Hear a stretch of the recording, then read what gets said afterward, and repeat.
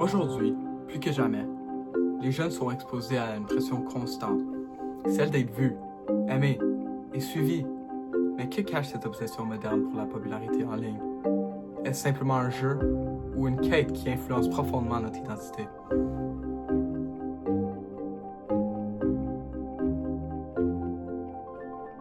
La popularité, selon le dictionnaire, c'est le fait d'être apprécié par un grand nombre de personnes.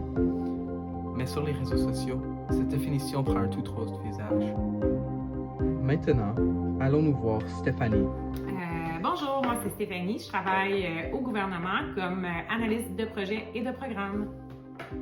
Est-ce que tu te compares aux autres sur les réseaux sociaux? Bonne question.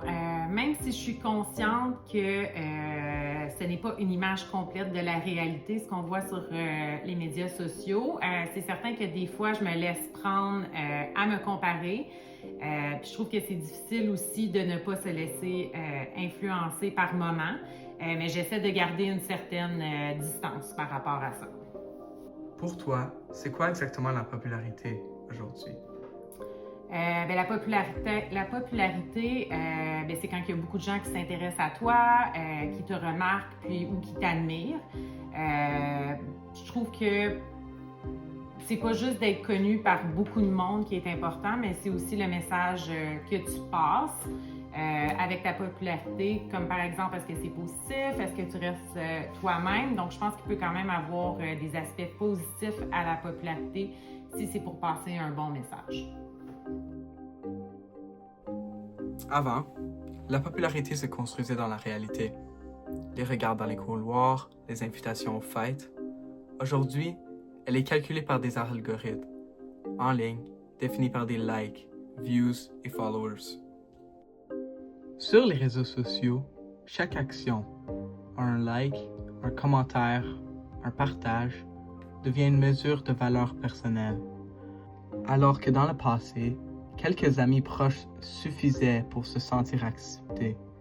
Aujourd'hui, il faut parfois l'approbation de centaines, voire des milliers de personnes pour se sentir valorisé. Ce glissement transforme la popularité en une quête permanente de reconnaissance numérique. Voici notre dernière question pour Stéphanie. Est-ce que tu dirais que ta vie en ligne reflète vraiment qui tu es? Je pense que oui, mes comptes ne sont pas publics, donc c'est vraiment seulement partagé avec ma famille et mes amis. Puis pour moi, c'est un moyen de rester connecté à mes amis, puis à ma famille, puis aussi de partager des souvenirs, puis de garder en mémoire certains événements importants pour moi. Okay. Sur les réseaux sociaux, poster une vidéo n'est pas toujours simple. Souvent, il faut prendre des dizaines de photos pour en choisir une seule. On cherche le bon filtre, la bonne lumière, le meilleur angle. Même la petite phrase sous la photo appelée « légende » est choisie avec soin pour attirer le plus de réactions. Ce qui semble être un moment naturel est souvent très préparé. Les jeunes veulent montrer le meilleur d'eux-mêmes pour plaire, être vus et être aimés. Peu à peu, montrer sa vie personnelle devient moins important que recevoir des likes. Quand les réactions ne sont pas celles attendues, cela peut faire douter de sa valeur, même si tout cela n'est pas qu'un écran. Ce qui semble être un moment naturel est souvent très préparé. Les jeunes veulent montrer le meilleur d'eux-mêmes pour plaire, être vus et être aimés. Peu à peu, montrer sa vie personnelle devient moins important que recevoir des likes.